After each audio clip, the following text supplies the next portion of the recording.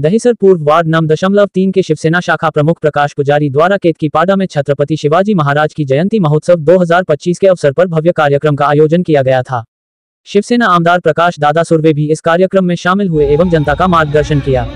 विश्व हिंदू परिषद एवं बजरंग दल द्वारा महाराष्ट्र से औरंगजेब की कब्र हटाने की मांग पर पूछे गए सवाल के जवाब में आमदार प्रकाश सुर्वे ने कहा कि विलेन की यादें भी कुछ रहनी चाहिए, तभी हमारी युवा पीढ़ी को हमारे हीरो छत्रपति शिवाजी महाराज की गाथा याद आएगी।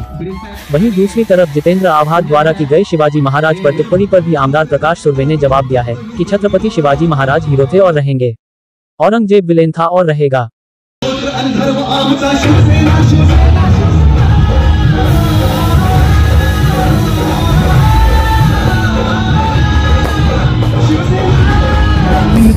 शिवजन्म महोत्सव मध्ये आज कार्यक्रमामध्ये मोठ्या प्रमाणात राबवण्यात आलेलं, काय सांगतात?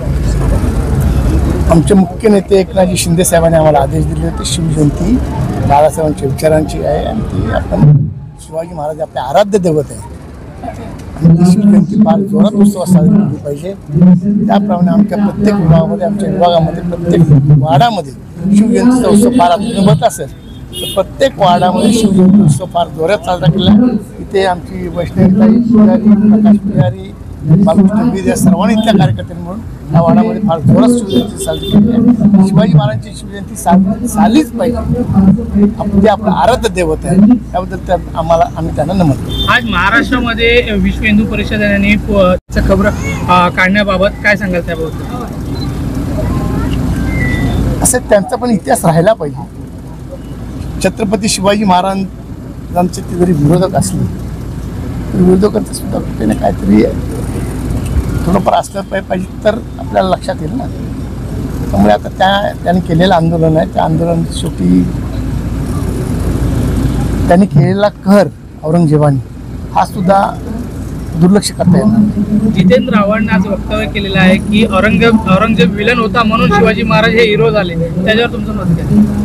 शिवाजी महाराज हिरो होते म्हणून तो विलन आहे असं मी बोलतो। तर सर्वात प्रथम तरी आज महाराजांची जयंती, ज्यांनी आपल्या भारतासाठी आणि आपल्या महाराष्ट्रासाठी एवढं कार्य केलं, रक्ताचा थेंब ह्या महाराष्ट्राला दिला, तर त्यांना दरवर्षी हर दिवशी सुद्धा साजरा केला पाहिजे अशी त्यांनी कार्य केलेलं। म्हणून आज आम्ही एवढ्या जल्लोषात, दरवर्षीच आम्ही शिवजयंती जल्लोषात घेतो, आज सुद्धा आम्ही जल्लोषात ही शिवजयंती घेतली आहे। त्यासाठी आमच्या इथे आमचे गोरगरिबांचे आमदार प्रकाश सुर्वे साहेब आणि बरेच आमचे कार्यकर्ता इथे उपस्थित होते।